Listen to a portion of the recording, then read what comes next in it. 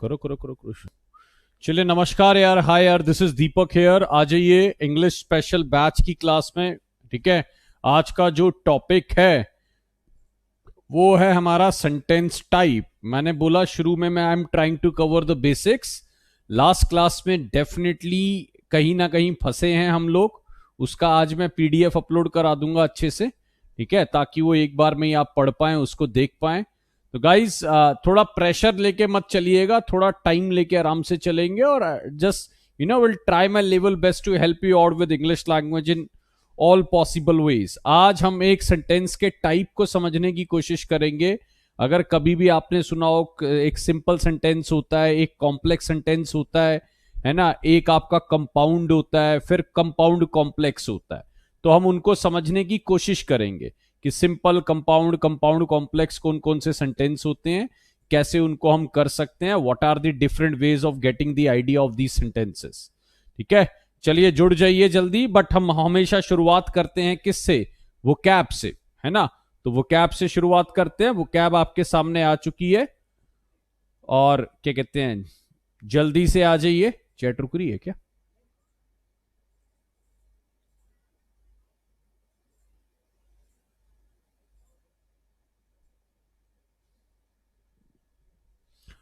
चलिए आ जाइए यार। मधु, पूजा, सबका स्वागत है। नहीं यार, मैं लेट हूं योगेश, मैं लेट हूं भाई, है ना। थोड़ा सा वो पीछे क्लास एंड होती है ना।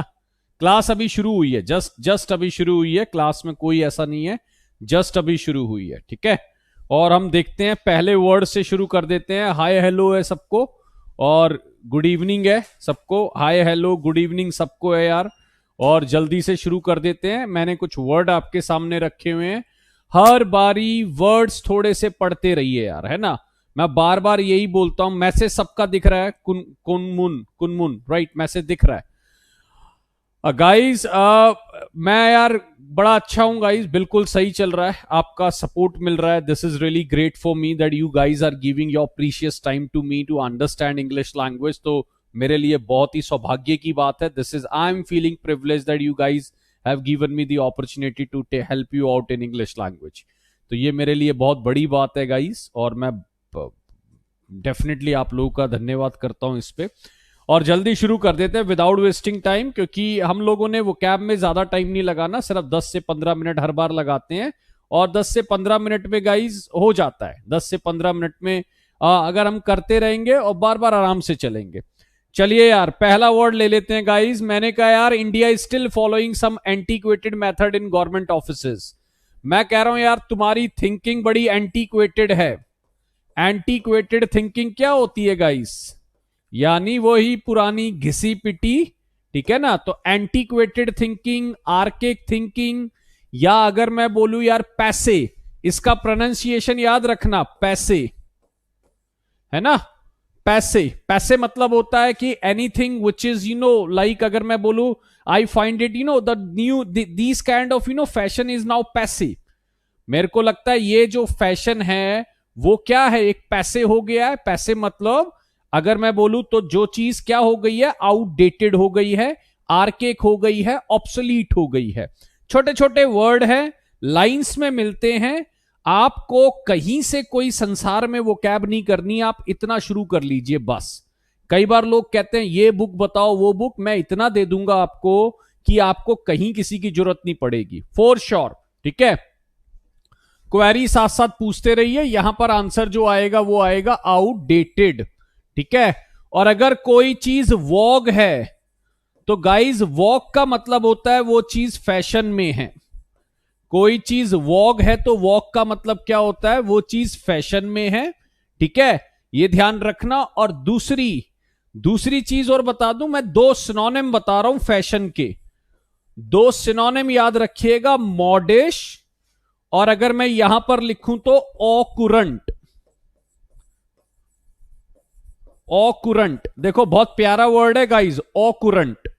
ऑकुरंट आउटफिट पहनता है वो। जैसे मैंने कहा यार, कोई नहीं वो 40 का है तो क्या हुआ, he still wearing the au courant outfits.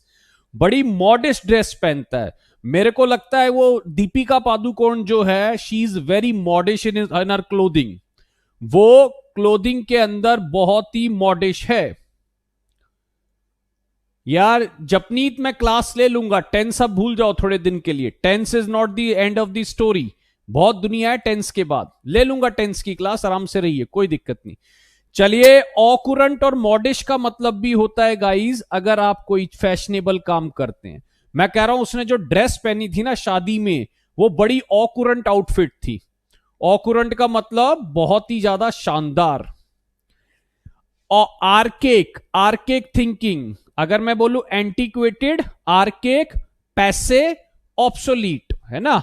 चलिए, इसका मतलब पुरानी थिंकिंग। और अगर किसी की कोई चीज वॉग में है तो वॉग का मतलब वो चीज फैशन में है, मॉडिश है, ऑकुरेंट है। ठीक है, ये ध्यान रखिए। और जैसे ही आपको वोकैब मिले ना गाइस, कुछ सेंटेंसेस बना के बोल दिया करें, ठीक है, सेंटेंसेस बना के बोल दिया करें। चलिए आइए नेक्स्ट लेते हैं guys. Apex of this career, Virat Kohli अपने करियर के एपेक्स पे है। एपेक्स मतलब होता है जब कोई अपने करियर के क्या हो, टॉप पर हो, है ना। कोई अपने करियर के कल्मिनेशन पे हो, कोई अपने करियर के क्रेस्ट पे हो, समिट पे हो, अपने करियर के टॉप पे हो, है ना। एपोजी बोलते हैं, बहुत वर्ड यूज कर सकते हैं। और नैदर का मतलब होता है गाइस बॉटम। मेरे को लगता है Congress party at there neither of career, अपने करियर के सबसे लो पॉइंट पर आने को हम बोलते हैं नैदर। मैं कहूंगा यार they are at the nadir of their career, Congress party is at the nadir of its career. Congress party अपने करियर के नैदर पे आ चुकी है, यानी अपने करियर के सबसे लो पॉइंट पे। तो यहां पर आप ये लगा सकते हैं टॉप। और guys I really want all of you to speak English language with lot of aplomb. मुझे आपसे कभी मौका लगे बात करने का तो I want to see that aplomb. Aplomb मतलब मैं आपके अंदर वो एक एप्लॉम देखना चाहता हूं जब आप एक इंटरव्यू में बैठते हैं, जब आप कोई एक क्या कहते हैं स्पीकिंग करते हैं, when you have gathering of more than 100 people and you are still speaking English language. So I want to see that kind of aplomb in your body language and the overall skills. तो aplomb का मतलब होता है guys self confidence. बड़ा प्यारा word है, पहले आ चुका है, ध्यान रखिएगा, aplomb. I want you guys to have aplomb. मैं हमेशा से बोलता हूं एक बात, इंग्लिश बोलने के लिए आपको एक ही चीज चाहिए, वो है क्या, साहस, बस। बाकी चीजों में आप एक्सपर्ट होते हैं। We do not have the aplomb to speak English language. हमें डर बड़ा लगता है, हमें बड़ी दिक्कत सी महसूस होती है, कोई बुरा ना मान जाए, गलतियां इतनी ढूंढते हैं हम स्पीकिंग में। मैंने देखा यार सारी दुनिया टेंस पढ़ाती रहती है, टेंस हो गया, ये हमने 2 क्लास करी, वेरी नाइस, बट उसके आगे चलिए अब, है ना। एक इंग्लिश बोलने के लिए, इंग्लिश समझने के लिए बहुत जरूरी चीजें हैं हमारे पास। मैं बार बार आपको एक रिक्वेस्ट और करूंगा, थोड़ा बहुत अगर आप इस बार रीड इंग्लिश को लगाना चाहते हैं पार, तो मैं चाहूंगा रीडिंग भी आप साथ में करते रहें, थोड़ा बहुत रीडिंग करते रहें, ये ध्यान रखिएगा। चलिए, तो आंसर लगा देते हैं यहां पे सेल्फ कॉन्फिडेंस, यहां पर टॉप और यहां पर आउटडेटेड। नेक्स्ट आ जाइए गाइस, जल्दी से नेक्स्ट क्वेश्चन देख लेते हैं। Apocalypse, cataclysm, apocalypse, cataclysm, catastrophe, है ना। एपोक्लिप्स, कैटाक्लाइज्म, कैटास्ट्रॉफी, ठीक है। चलिए, applaud, extol, acclaim, eulogize, apprentice, novice, rookie, neophyte।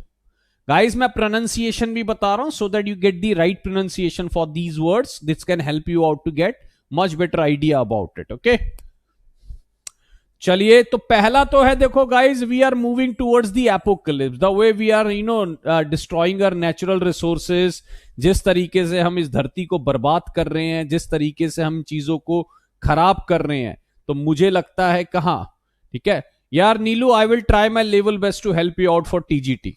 ये डेफिनेटली ये काम आएंगी आपको, ठीक है, ये काम आएंगी बिल्कुल।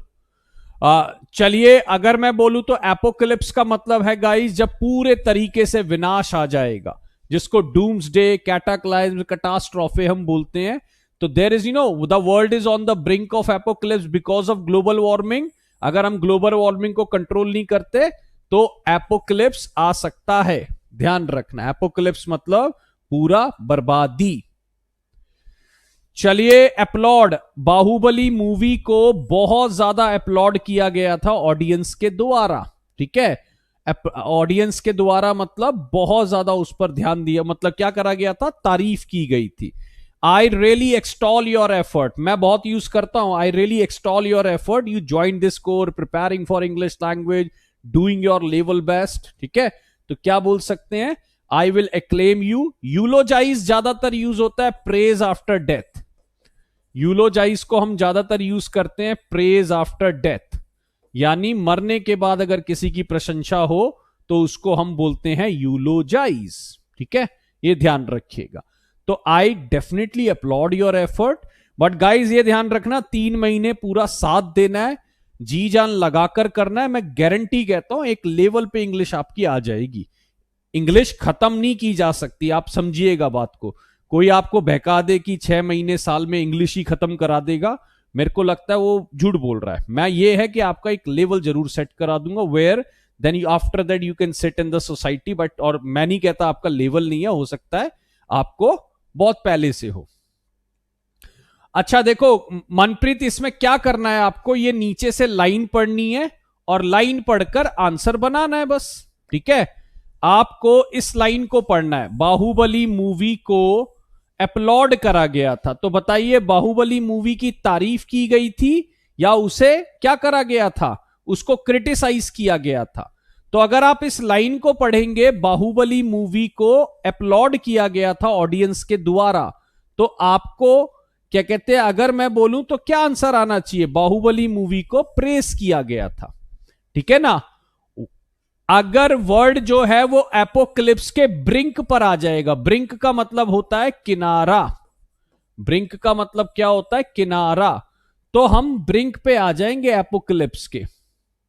कहीं से भी रीडिंग करिए यार, कोई इशू नहीं है। डिस्पैरेज होता है नीचा दिखाना, do not disparage your kids in front of others, अपने किड्स को डिस्पैरेज मत करिए यार, किसी को क्रिटिसाइज करना है ना, या नीचा दिखाना।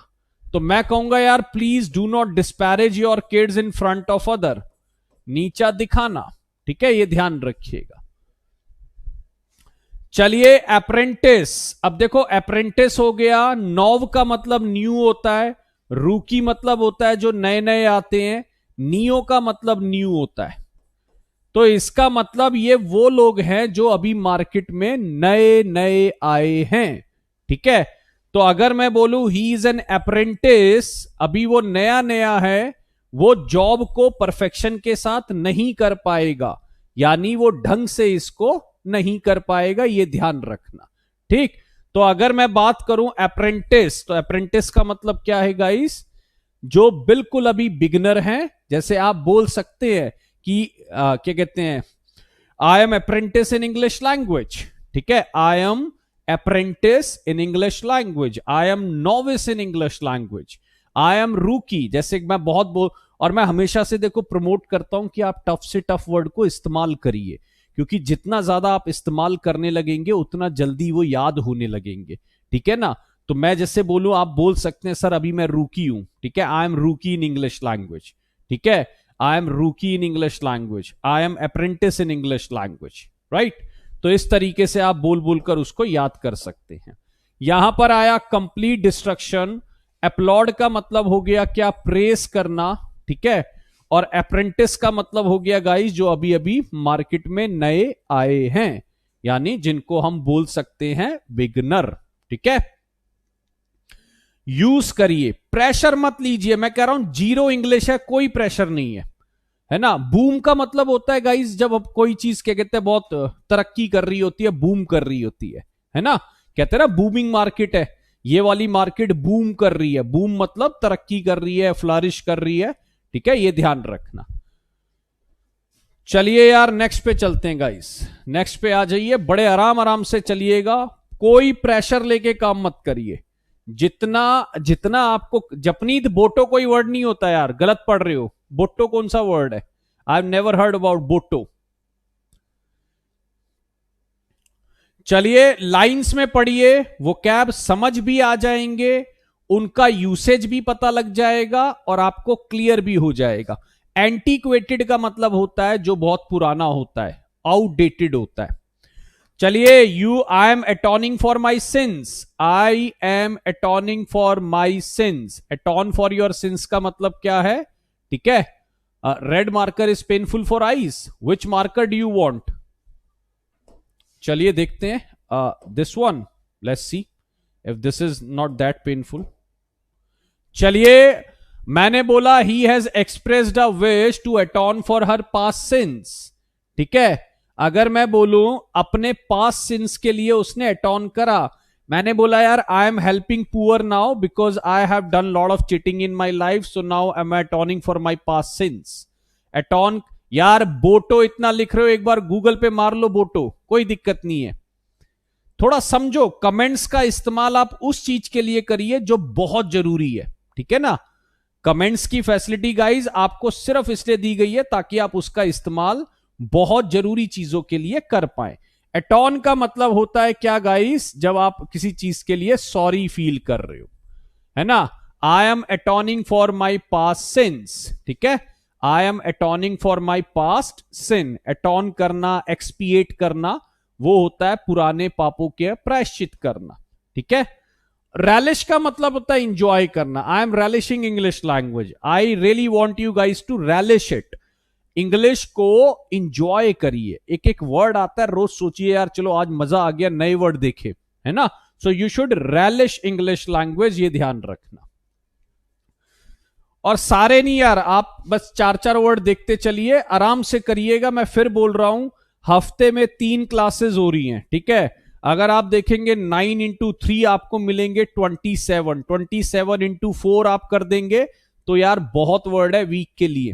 ठीक है, आप उतना ही कर लेंगे, बहुत है। सिर्फ ये बोल्ड वाला भी कर लेंगे मेरे लिए तो बहुत है। ठीक है ना, अगर आप ये बोल्ड वाला भी कर लेंगे that is more than enough for me.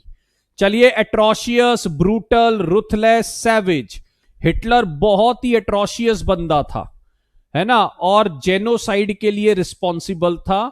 Genocide का मतलब होता है मैसेकर।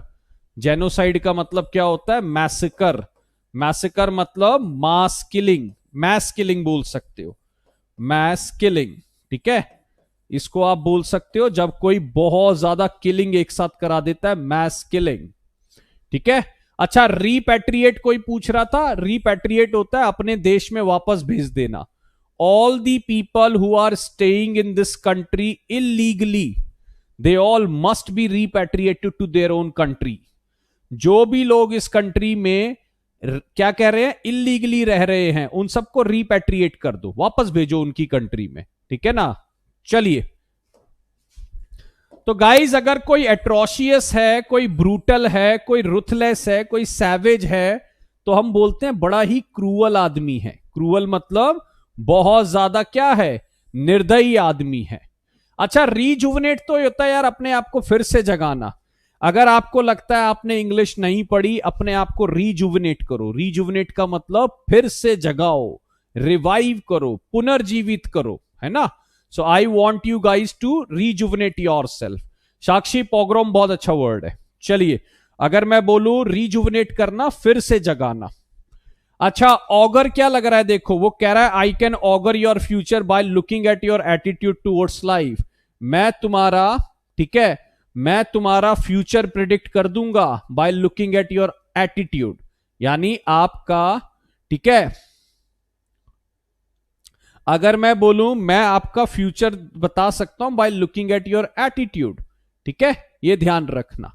तो ऑगर का मतलब होता है किसी भी चीज को प्रिडिक्ट करना। ठीक है, ऑगर का मतलब क्या होता है? प्रिडिक्ट करना, जिसको प्रिसेज बोल सकते हो, प्रोफेसाई बोल सकते हो, फोरटेल बोल सकते हो। ठीक है, ये ध्यान रखिएगा। क्रूअल, एबिस्मल, एबोमिनेबल बोल सकते हो यार, मल्टीपल बोल सकते हो। मैंने बोला अभी गाइस शुरू में बस मैं ये चाहता हूं we should create an habit for English language. अभी डराना और ये सब नहीं चाहता हूं, एडवांस लेवल पे भी लेके जाऊंगा, but I want you guys to create an habit. और सारे वर्ड मत करो यार, थोड़ा थोड़ा करके देख लेते हैं, है ना, ताकि एक हमें बस आइडिया हो जाए। क्लास के शुरू के 15 मिनट में बस मैं जो है इसलिए ले चलता हूं। अच्छा, रिग्रेस जो है प्रोग्रेस का उल्टा है। अगर प्रोग्रेस में आप आगे बढ़ते हो तो रिग्रेस में हम पीछे हटते हैं, ठीक है। प्रोग्रेस में अगर हम आगे बढ़ते हैं तो रिग्रेस में हम पीछे हटते हैं, ये ध्यान रखना, ठीक है। ये लीनियंट बड़ा सॉफ्ट होता है यार, है ना। लीनियंट मतलब जैसे मेरे पेरेंट्स बड़े लीनियंट है, मुझे कुछ कहते ही नहीं है, तो लीनियंट मतलब बड़ा सॉफ्ट होते हैं, ये ध्यान रखना। प्रिडिक्ट का मतलब होता है भविष्यवाणी करना, प्रिडिक्ट का मतलब होता है फोरकास्ट करना, भविष्यवाणी करना। चलिए गाइस, एक हमने छोटे मोटे वर्ड देख लिए और इनसे थोड़ा सा आइडिया ले लिया हमने। एटॉन मतलब अपने पापों का प्रायश्चित करना, सॉरी फील करना। एट्रोशियस क्रूअल है। ऑगर का मतलब क्या हो गया, प्रिडिक्ट करना। ऑगर का मतलब क्या है, प्रिडिक्ट करना। एनार्किस्ट है नहीं यार आज, है ना। सोनिया वैसे एनार्किस्ट होता है जो आपके वो लोग होते हैं जो लॉ एंड ऑर्डर के अगेंस्ट होते हैं। एनार्की मतलब no law and order. Execrate यार किसी को वो करना, कर्स करना। We keep on execrating our present, हम अपनी जीवन को एग्जीक्रेट ही करते रहते हैं। एग्जीक्रेट मतलब कोसते रहते हैं, ठीक है ना, कि यार हमारी लाइफ में ये हो रहा है, वो हो रहा है। लाइफ उनकी बहुत अच्छी है जो मेहनत कर रहे हैं, उनकी बहुत बुरे है जो भगवान के भरोसे, गवर्नमेंट के भरोसे, दूसरे के भरोसे बैठे हैं। उन सबकी लाइफ जो है बिल्कुल बकवास है। मधु आपके कमेंट्स दिख रहे हैं मुझे, सबके कमेंट दिखते हैं, जिसका सामने आता है गाइज मैं कर देता हूं। चलिए आज का टॉपिक लेते हैं गाइज। आज का टॉपिक हमारे पास है सेंटेंस टाइप। आज का जो टॉपिक है, और मैं मानता हूं आज का टॉपिक पूरा समझ आना चाहिए आपको। स्पोका में थोड़ी सी मैं मानता हूं दिक्कत हुई थी, ठीक है ना, बट ये वाला टॉपिक जो है आपको प्रॉपर समझ आएगा। बिल्कुल सिंपल टॉपिक है, बहुत ही easy. Simple sentence, compound sentence, ये कौन से सेंटेंस होते हैं, वो सब चीज हम इसके अंदर देखेंगे। यार चिंकी और ज्यादा वर्ड दूंगा तो फिर टॉपिक नहीं हो पाएंगे, है ना। थोड़ा समझो कि अगर मैं शुरुआत हम कर लेते हैं, और इतने बहुत होते हैं यार, मैंने प्लान कर रखा है, जरा मुझे अलाउ करा करो। दिक्कत बस एक यही है कि हम लोग थोड़ा सा तरीके से कई बार नहीं चलते, बस वही दिक्कत होती है। सम वर्ड ऑल्सो नहीं, इतने में काम चलाइए फिलहाल। चलिए गाइस देखो, इसमें मैं थोड़ी सी बस आपको बात बता देता हूं। इसमें ना थोड़ा सा एक लाइन देख लो। हमारे पास इंग्लिश में 3 चीजें होती हैं। वैसे तो अगर मैं आपको एक बात बताऊं तो थोड़ा सा मैं लेके चलता हूं जरा ऐसे।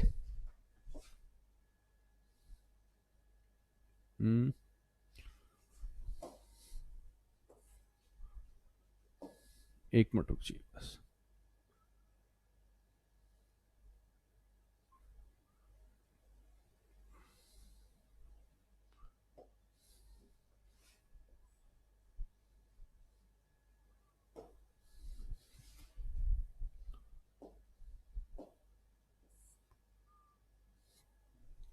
देखिए अगर मैं एक बात बताऊं, सबसे जो छोटी यूनिट है वो हमारे पास होती है, एक मिनट रुकिए, सबसे छोटी जो होती है वो, इसको नहीं लेंगे।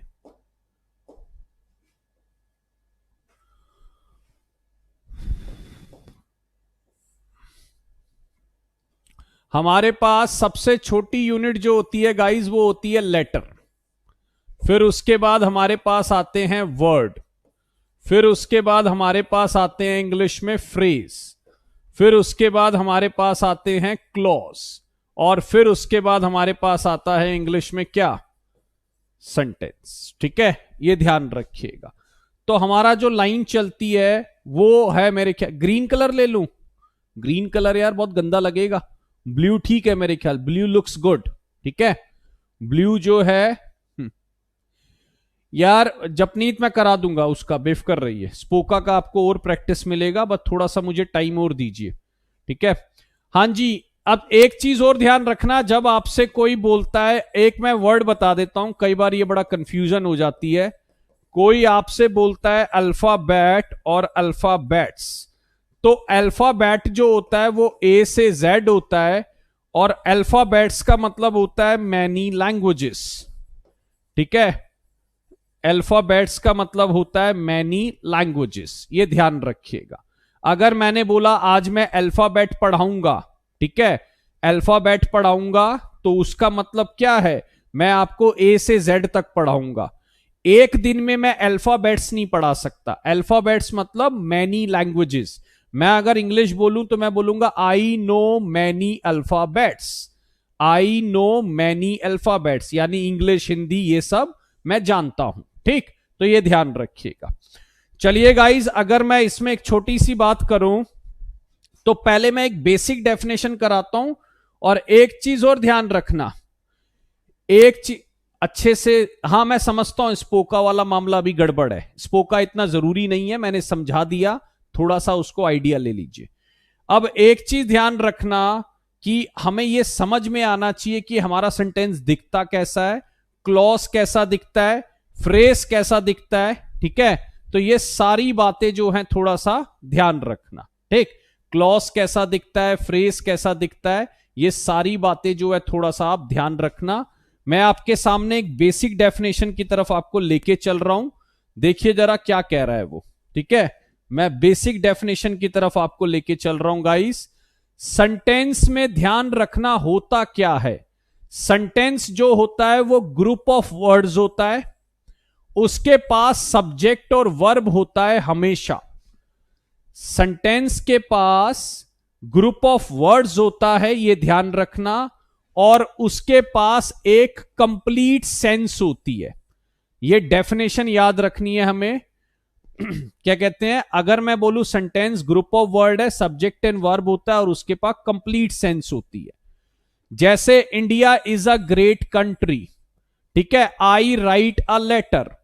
एक चीज बस ध्यान रख लेना, कभी भी जो सेंटेंस है उसके पास ये दो चीजें होंगी ही होंगी, सब्जेक्ट और वर्ब।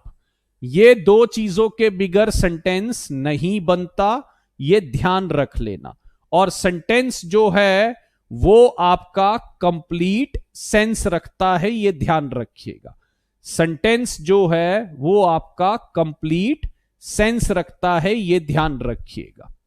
लेकिन जो क्लॉजेज होते हैं, और मेरे को अब आधा घंटा देना, आधे घंटे जरा चैट को बिल्कुल खत्म रखना आप, है ना, आधे घंटे तक कोई चैट में कुछ मत लिखना।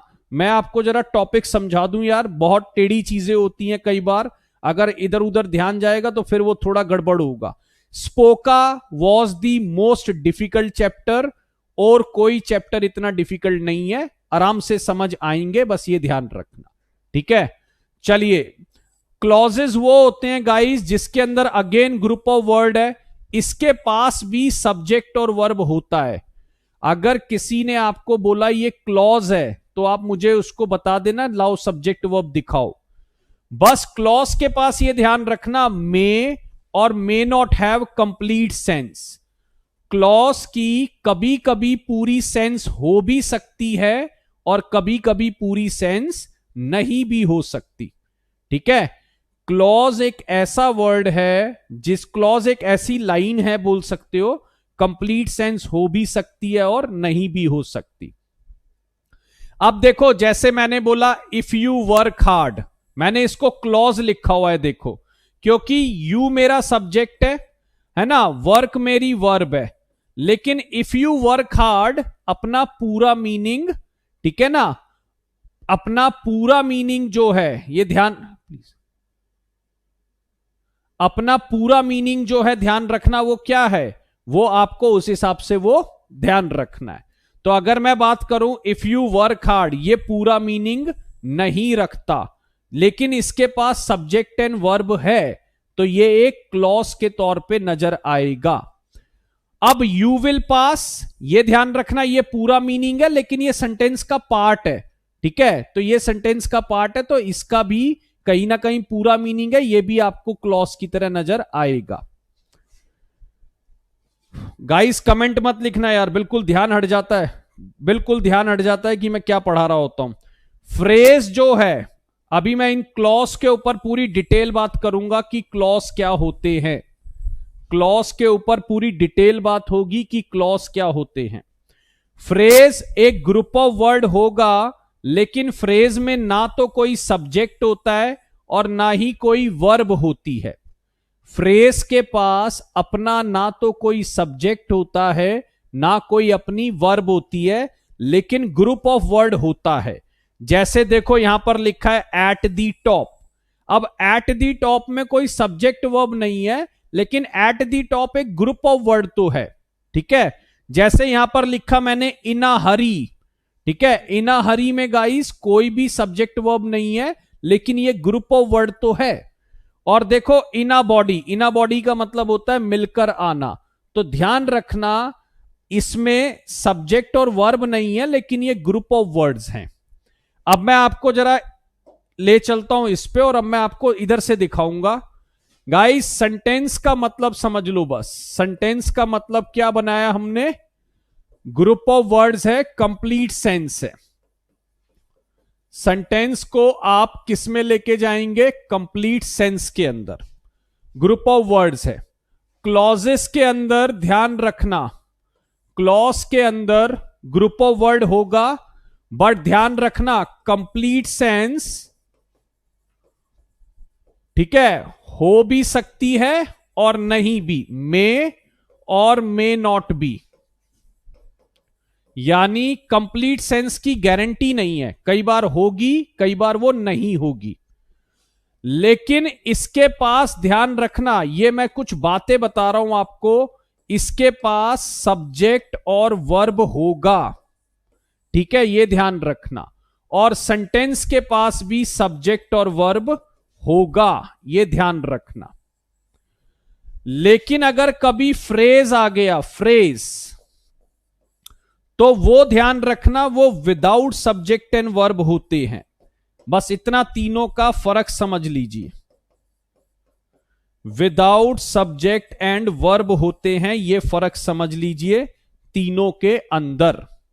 ठीक है, तीनों में अभी मैं बताऊंगा। यार देखो मैंने बोला क्वेश्चन अभी मत पूछो, मैं बिल्कुल क्लियर कर दूंगा। ठीक है, ये चैप्टर बिल्कुल आसान रहेगा, थोड़ा सा मुझे टाइम दीजिएगा। सेंटेंस में कंप्लीट सेंस है, क्लॉज में कंप्लीट सेंस हो भी सकती है और नहीं भी हो सकती। ठीक है, लेकिन दोनों के पास सब्जेक्ट वर्ब होगा। तीसरा जो है फ्रेज, उसके अंदर कोई सब्जेक्ट वर्ब नहीं होते, है ना, तो ये ध्यान रखिएगा। अब मैं आपको थोड़ा सा लेके चलता हूं कि और बातें क्या हैं इसके अंदर। जैसे देखो मैंने आपको बताया कि सेंटेंस जो है सबसे बड़ी यूनिट है ना, सेंटेंस सबसे बड़ी यूनिट है। ध्यान रख लेना, जितने फुल स्टॉप होंगे, ध्यान रखिएगा एक चीज, जैसे कई बार लोग समझ नहीं पाते, ध्यान रखना। मैंने एक सेंटेंस लिखा, if you work hard you will pass.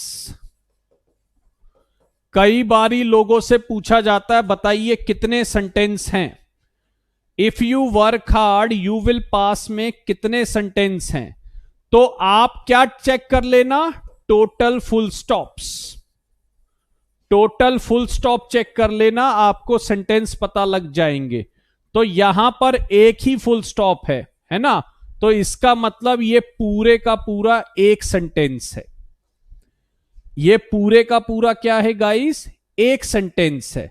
हां, इसके अंदर देखो एक सब्जेक्ट वर्ब ये रहा, एक सब्जेक्ट वर्ब ये रहा, तो इसका मतलब दो सब्जेक्ट और दो वर्ब है। तो क्लॉजेज अगर मैं निकालने को कहूं तो यहां पर क्लॉजेज हमारे पास दो हैं। ठीक है, अगर मैं क्लॉजेज निकालने को कहूं तो क्लॉजेज हमारे पास दो है, सेंटेंस एक ही है। जैसे अगर मैं यहां पर एक और लिख दूं, unless you work hard, unless you work hard you will not pass. ठीक है, unless you work hard you will not pass. तो यह ध्यान रखिए, अब यहां पर फुल स्टॉप एक ही है, तो यह पूरी जो कहानी है यह है एक ही सेंटेंस। बट अगर मैं देखूं एक सब्जेक्ट वर्ब और यहां पर एक सब्जेक्ट वर्ब, है ना, तो इसका मतलब यहां पर दो सब्जेक्ट और दो वर्ब हैं। तो यहां पर भी क्लॉजेस दो हैं, ठीक है ना। और अगर मैं बात करूं सेंटेंस एक है, ठीक है, क्लॉजेस दो है, सेंटेंस एक है। तो पहले तो बस मैं एक पिक्चर को क्लियर कर दूं, और अभी इसमें बहुत काम बाकी है, मैं थोड़ा थोड़ा धीरे धीरे करके ले जाऊंगा। एक बात बस ध्यान रखना, सेंटेंस पूरा मीनिंग रखता है, सब्जेक्ट एंड वर्ब होते हैं।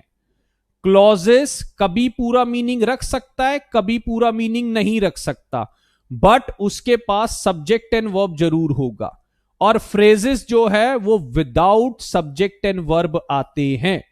ठीक है, मेरे को लगता है सेंटेंसेस सब पहचान लेंगे। अब मैं आपको लेके चलता हूं क्लॉजेस की तरफ, कि क्लॉजेस क्या होती हैं या उसको कैसे निकाला जाता है। ठीक है, ये ध्यान रखिएगा। चलिए, और कॉन्सेप्ट समझिएगा यार, रट्टा बिल्कुल मत मारिएगा, मेरी रिक्वेस्ट है। रट्टा मारेंगे बिल्कुल समझ नहीं आएगा।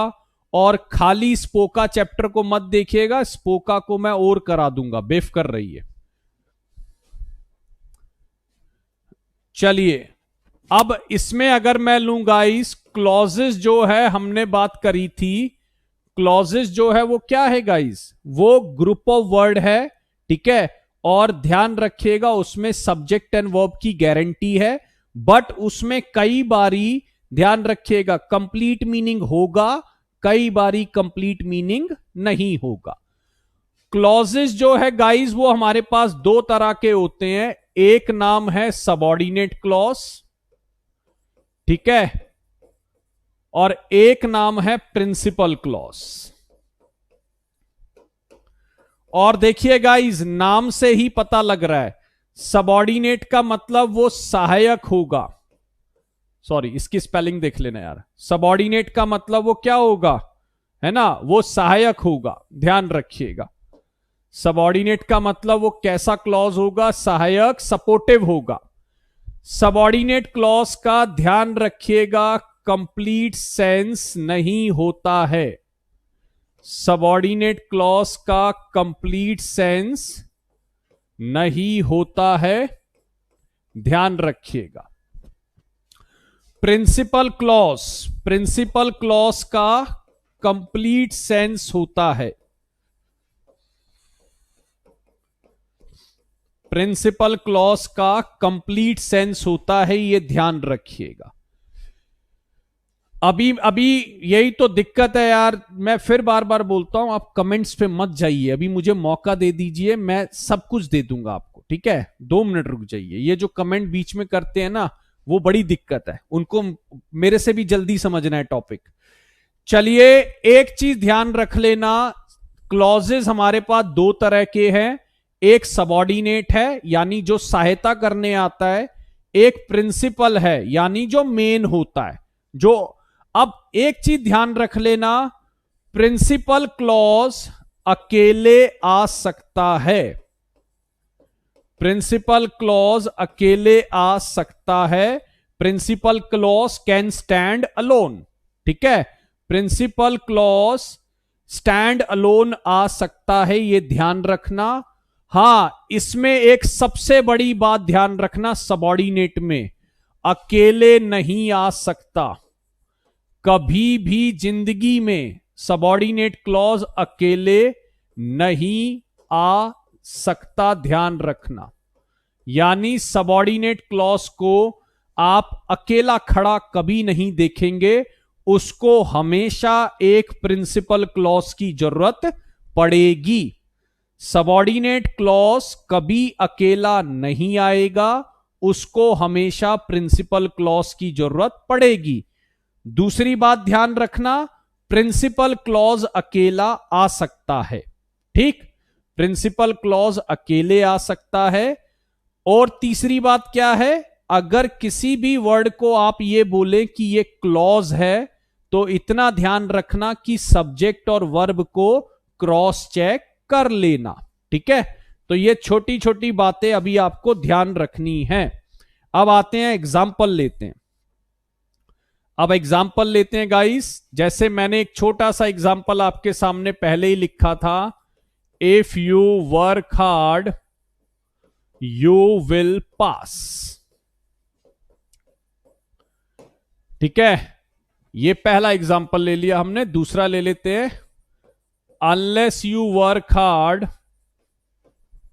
You will not pass.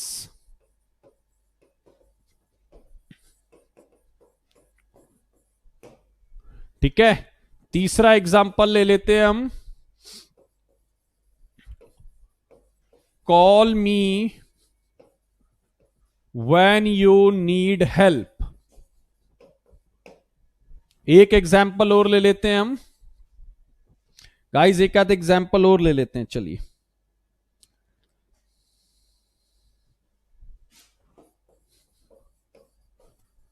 दो he is poor he is honest. अब गाइस देखिए, मैंने आपके सामने 4 एग्जाम्पल लिख दिए। ठीक है, मैंने आपके सामने 4 एग्जाम्पल लिख दिए। अब ये मान के चलिए ये चारों के चारों है तो एक सेंटेंस, क्योंकि फुल स्टॉप एक बार आया है। ठीक है, इसमें एक फुल स्टॉप है तो 4 सेंटेंस है। तो आप इसको ये मान के चलिए ये पूरा एक सेंटेंस है, ये पूरा 4 सेंटेंस आ गए। अब इसमें कितने सब्जेक्ट एंड वर्ब आए हैं उसको देखते चलिए। ठीक है, कितने सब्जेक्ट एंड वर्ब आए हैं उसको देखते चलिए। देखिए, इफ यू वर्क हार्ड अगर आप अकेले लिख पाए तो मैं मान लूंगा इसका अपना कोई मीनिंग है। अकेला नहीं लिख पाएंगे, वो कह रहा है अगर तुम मेहनत करोगे तो मैंने कहा बताओ आगे क्या। यानी अब एक चीज ध्यान रखना, ठीक है, इसका एक चीज ध्यान रखना, क्या चीज, कि आपका ये जो है सब्जेक्ट और वर्ब, ठीक है, ये यानी क्लॉज है। If you work hard you will pass, if you work hard you will pass. तो ये वाला जो है आपका, सॉरी कहां गया,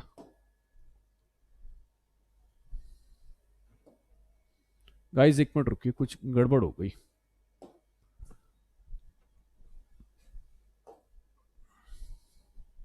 एक सेकंड दीजिए गाइस, एक सेकंड। कहां गए?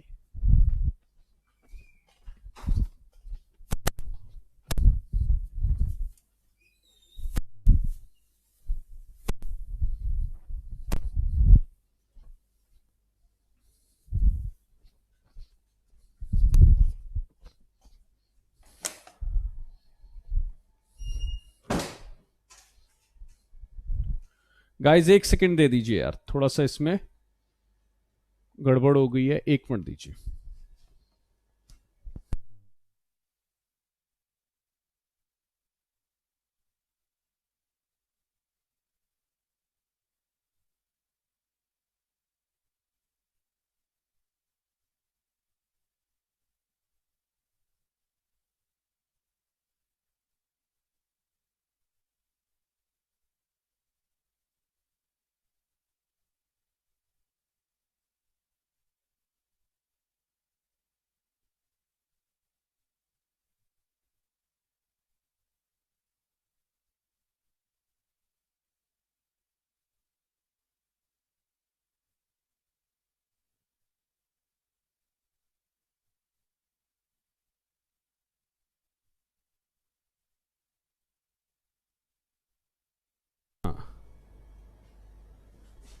नहीं ये तो आ गया, और कहाँ है वो आइकन?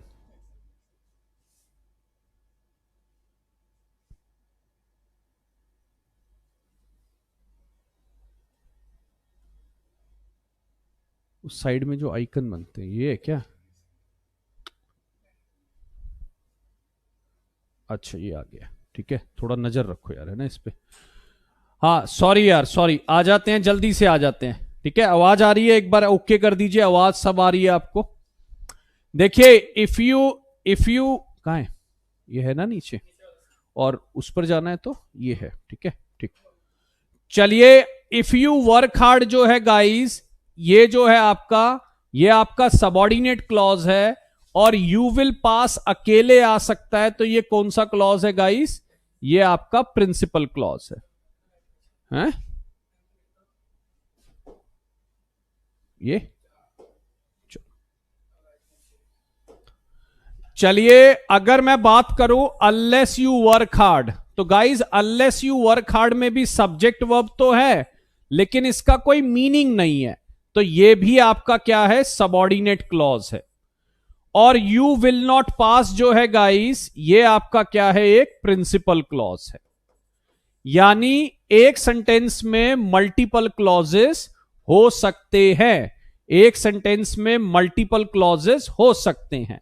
अब देखो, जिसको आप अकेले बोलो, जैसे कॉल मी, कॉल मी का अपना पूरा मीनिंग है, कॉल मी का अपना पूरा मीनिंग है। मैंने बोला कॉल मी, अच्छा मैंने उसको बोला जब तुम्हें मदद की जरूरत हो, तो जब तुम्हें मदद की जरूरत हो, ये वाला जो है, ठीक है, ये ध्यान रखना, ये वाला आपका कौन सा क्लॉज है, सबऑर्डिनेट क्लॉज, ठीक है। अब देखो वो यहां पर बोल रहा है माना कि वो गरीब है। अब माना कि वो गरीब है गाइस, इसका अपना कोई मीनिंग नहीं है, तो ये कौन सा क्लॉज है, सबऑर्डिनेट। और ही इज ऑनेस्ट का पूरा मीनिंग है, तो ये कौन सा क्लॉज है गाइस, प्रिंसिपल। तो बस हमें यह ध्यान रखना है गाइस कि हमारे पास दो तरह के क्लॉजेस होते हैं। एक क्लॉज वो होता है जिसका अपना मीनिंग होगा, अगर आप ये मानिए अकेले कोई बात बोल पाए कि किसी की हेल्प की जरूरत ना पड़े, तो वो आपका प्रिंसिपल क्लॉज है। और अगर आपको लगे यार बात अभी पूरी नहीं हुई, मैंने कह रहा हूं जब तुम आओगे ना, अब मैं जब तुम आओगे बोल के निकल गया, तो इसका मतलब बात पूरी नहीं हुई। जब आपकी बात पूरी ना हो और सब्जेक्ट एंड वर्ब दिखे, वो आपका सबऑर्डिनेट क्लॉज होगा। लेकिन जब आपकी बात पूरी हो जाए और सब्जेक्ट एंड वर्ब हो, तो वो प्रिंसिपल क्लॉज होगा। और गाइज अगर मानिए आपके पास एक ही क्लॉज है, तो वो जिंदगी भर प्रिंसिपल होगा। बात सुन लेना, अगर आपके पास एक ही क्लॉज है तो वो जिंदगी भर प्रिंसिपल होगा। अकेला सबऑर्डिनेट क्लॉज आपके पास लाइफ टाइम नहीं आ सकता, ये ध्यान रखना। मैं कुछ और सेंटेंस आपके सामने लिखता हूं ताकि आपको और क्लैरिटी हो जाए। चलिए मैं कुछ और सेंटेंस लिखता हूं ताकि आपको और क्लैरिटी हो जाए guys.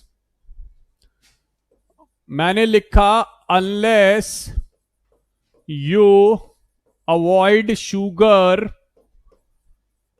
You can not lose weight.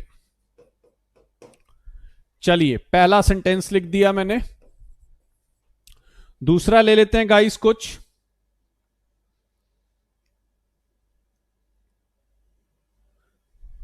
I have a dog which is black। चलिए, I have a dog which is black। I know that he is your brother।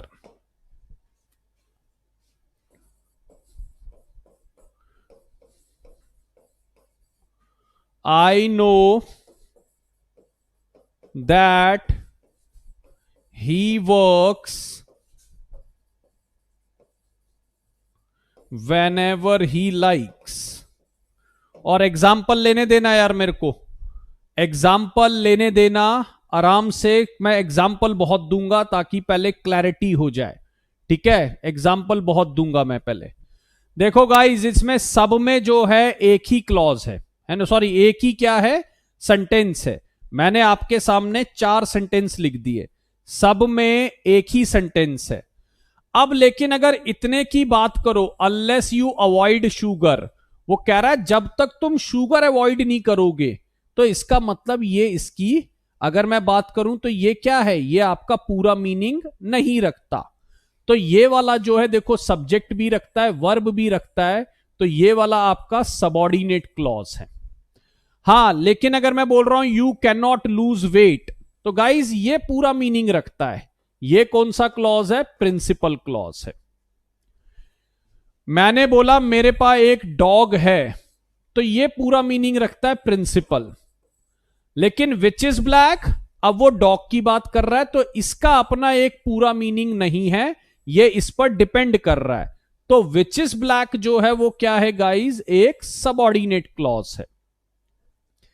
अच्छा, इसमें आपको कुछ बातें दो तीन याद करनी पड़ेगी, कुछ बातें आपको थोड़ी सी इसमें क्या करनी पड़ेगी गाइस, याद करनी पड़ेगी, वो मैं आपको अभी बताऊंगा। ठीक, हाँ, दो प्रिंसिपल कब होते हैं, तीन प्रिंसिपल कब होते हैं, ये बातें मुझे थोड़ा सा मौका और दीजिए, मैं अभी आपको क्लियर कर दूंगा। एक चीज याद रखना गाइस, देखो यहां पर मैं वापस लेके जा रहा हूं और पीडीएफ मेरी दिख आ रही है। हां जी, देखो इसमें आपको मैं थोड़ा सा ये बता देता हूं कि इसमें क्या है। आई थिंक दिख रहा होगा थोड़ा सा आपको, ठीक है। ये मैं आपको पीडीएफ में दे दूंगा, बस इतना ध्यान रखना, सबऑर्डिनेट कंजंक्शन को बनाने के लिए, ठीक है, सबऑर्डिनेट कंजंक्शंस को बनाने के लिए इसमें ध्यान,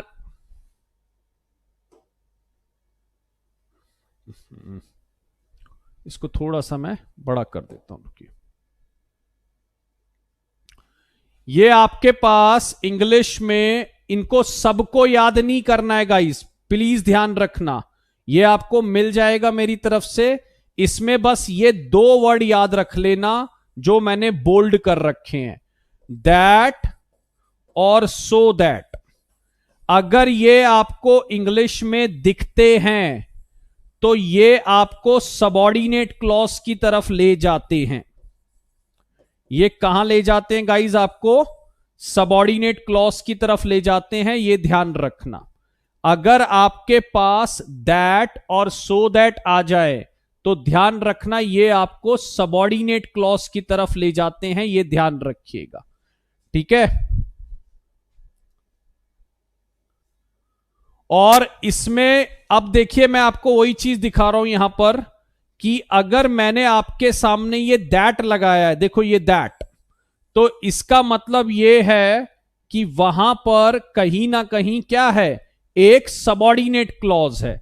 और दैट में जो सबऑर्डिनेट क्लॉज होगा गाइस, वो, यार ये स्क्रीन को बड़ा कर दो एक बार, ये यहां पर ये जो स्क्रीन है ना फुल नहीं आ रही है। हाँ, हम्म,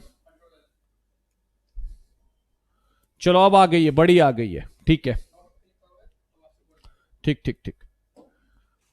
मैं इसमें एक बात बता रहा था आपको बस, कि अगर कभी भी आपके पास दैट और सो दैट आ जाए, अगर कभी भी आपके पास क्या आ जाए, दैट और सो दैट आ जाए, तो यह ध्यान रखना वो किसकी निशानी है, सबऑर्डिनेट की।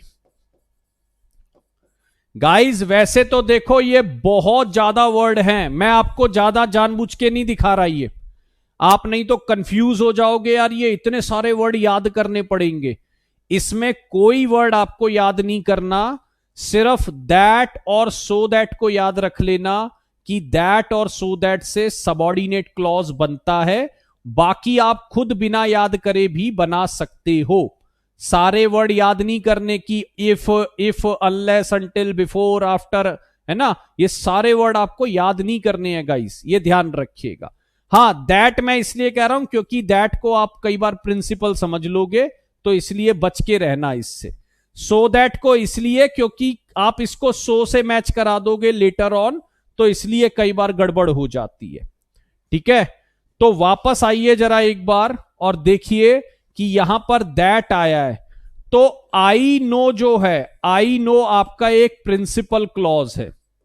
आई नो कौन सा क्लॉज है, प्रिंसिपल क्लॉज है। और ये जो दैट से जुड़कर आया है ना, that he is your brother, guys ये वाला आपका फिर कहलाएगा सबऑर्डिनेट क्लॉज।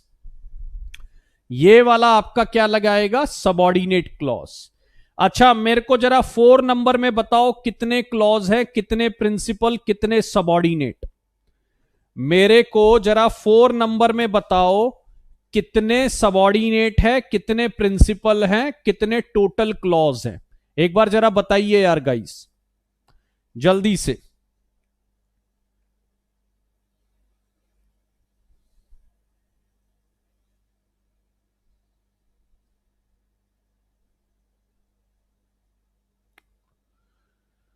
जल्दी देखकर बताइए, फोर्थ नंबर सेंटेंस में कितने क्लॉज हैं, कितने सबऑर्डिनेट है और कितने प्रिंसिपल हैं। अब मैंने आपको बता दिया कैसे निकालना है। आई नो, ये आपका एक प्रिंसिपल है।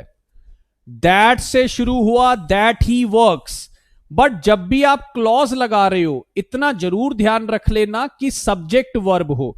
देखो, ये रहा सब्जेक्ट, ये रहा वर्ब, ये रहा सब्जेक्ट, ये रहा वर्ब, तो यानी क्लॉज मुझे दिख रहे हैं।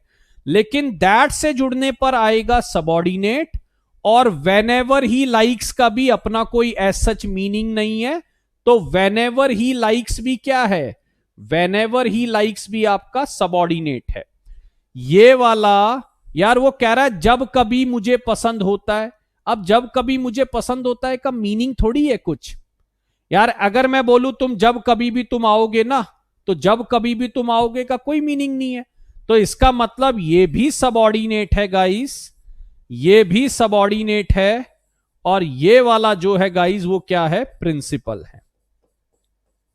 ठीक है, तो इसके अंदर आपके पास दो सबऑर्डिनेट क्लॉज थे और वन प्रिंसिपल क्लॉज था। अब मैं आपके सामने 5 सेंटेंस लिखता हूं। अगर आपने मुझे यह बता दिया कितने क्लॉज हैं, क्लॉज बताते हुए बस ये ध्यान रख लेना कि सब्जेक्ट एंड वर्ब आपके पास हो। ठीक है, क्लॉज बताते हुए ये ध्यान रखना सब्जेक्ट एंड वर्ब आपके पास हो। और दूसरी ये बात कि अगर एक क्लॉज है तो वो जिंदगी भर प्रिंसिपल है, अकेला सबऑर्डिनेट क्लॉज कभी आ नहीं सकता, ये भी ध्यान रखना। अब थोड़ा सा आप अपना दिमाग चलाइएगा जब मैं आपके सामने अब थोड़ी बातें लिखूंगा। तो चलिए आंसर लगाते हैं गाइस जल्दी जल्दी, और देखते हैं कि हमारे पास क्या इसमें आंसर बन जाएंगे। पहला क्वेश्चन मैं लिख रहा हूं, owing to bad health, owing to bad health he could not work. ध्यान से बनाना यार, owing to bad health he could not work. चलिए दूसरा सेंटेंस लेते हैं, दूसरा सेंटेंस लेते हैं guys. In spite of his riches he is unhappy. In spite of his riches he is unhappy. चलिए तीसरा सेंटेंस लेते हैं guys.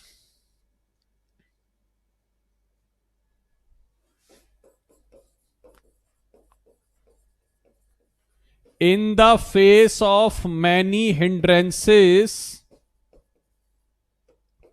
in the face of many hindrances, he succeeded, या कुछ भी लिख लो आप, ठीक है।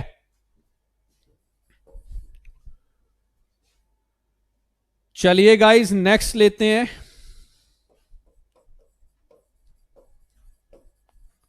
I am glad that you liked it. I am glad that you liked it.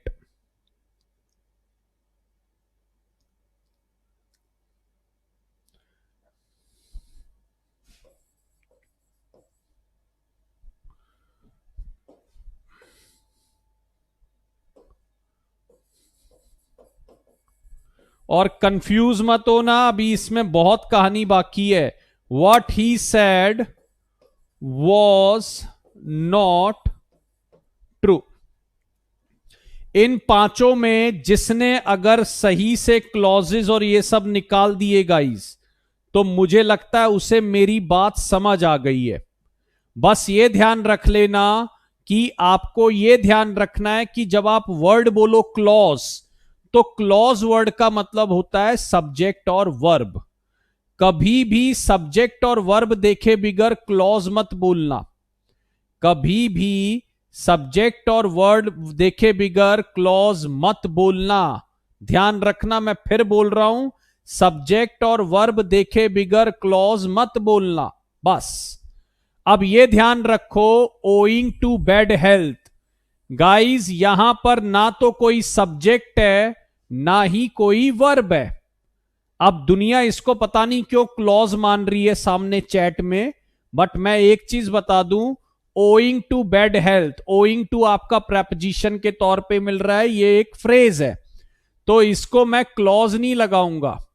ये मेरा क्या है गाइस, ये मेरा एक तरीके से फ्रेज है, ये वाला मेरा क्या है गाइस, ये एक फ्रेज है, तो ये ध्यान रखिए। और ही कुड नॉट वर्क, ये है आपका पूरा क्या, एक क्लॉज। तो गाइज यहां पर एक ही क्लॉज है और वो है प्रिंसिपल क्लॉज। अगर मैं बोलूं यहां पर एक फ्रेज है ये और ये एक क्लॉज है, और गाइज फ्रेजेस की कोई वैल्यू नहीं होती सेंटेंस बनाने में, सेंटेंस को बनाने में सिर्फ क्लॉजेस की वैल्यू होती है, फ्रेजेस की वैल्यू नहीं आती, ठीक है, ये ध्यान रखना। चलिए, in spite of his riches, अब गाइस समझो इसमें भी in spite of his riches में भी ना तो कोई सब्जेक्ट है और ना ही कोई वर्ब है, ठीक है, तो इसका मतलब ये भी आपका एक फ्रेज है, ये भी क्या है, आपका एक फ्रेज है। तो मैं यही आपको बोल रहा हूं कि ऐसा नहीं कुछ भी दिखा और बना दिया क्लॉज, क्लॉज और फ्रेज में फर्क पता होना चाहिए हमें। क्लॉज बनने के लिए सब्जेक्ट और वर्ब का होना जरूरी है, ये याद रखिएगा। हां, ही is unhappy, he is unhappy जो है ये एक पूरा क्लॉज है और ये एक प्रिंसिपल क्लॉज है। तो सेकंड सेंटेंस में भी हमारे पास एक प्रिंसिपल क्लॉज था, बस, ठीक है। अब नीचे आइए, इन द फेस ऑफ क्या है, मैनी हिंड्रेंसेस, गाइज इसमें भी कहीं पर कोई सब्जेक्ट वर्ब नहीं है, इसमें भी कहीं पर कोई सब्जेक्ट वर्ब नहीं है, तो ये भी आपका पूरा क्या है, एक फ्रेज है, ठीक है, ये भी पूरा क्या है, आपका एक फ्रेज है। हां, ही सक्सीडेड, ही सक्सीडेड जो है सब्जेक्ट वर्ब रखता है, तो ये आपका एक क्लॉज है, ये आपका क्या है, एक क्लॉज है। तो आपको इस तरीके से निकालना है, ध्यान रखना। और मैं बार बार बोल रहा हूं यार, थोड़ा आपको एक्स्ट्रा दिमाग लगाना पड़ेगा, ए फॉर एप्पल वाली कहानी नहीं चलेगी, है ना। धन्यवाद। चलिए आ जाइए, अब अगला देखिए, वो कह रहा है आई एम ग्लैड, चलिए बड़ी अच्छी बात है, सब्जेक्ट मिल गया, वर्ब मिल गई और पूरा एक क्लॉज मिल गया, और इसका अपना मीनिंग भी है, ठीक है, इसका अपना मीनिंग भी है, ठीक। तो ये ध्यान रखना, I am glad, I am glad का मतलब जो है, अगर मैं बोलूं इसका मतलब क्या है, ये पूरा मीनिंग है, ये एक प्रिंसिपल क्लॉज है, ठीक। मैंने बोला था अगर इंग्लिश में दैट आ जाए, दैट, और आगे एक क्लॉज हो, तो उसको आपको क्या लगाना है, सबऑर्डिनेट क्लॉज,